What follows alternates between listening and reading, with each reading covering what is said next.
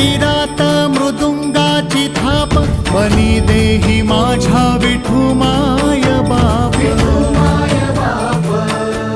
टाळ चिपळ्यांच्या संत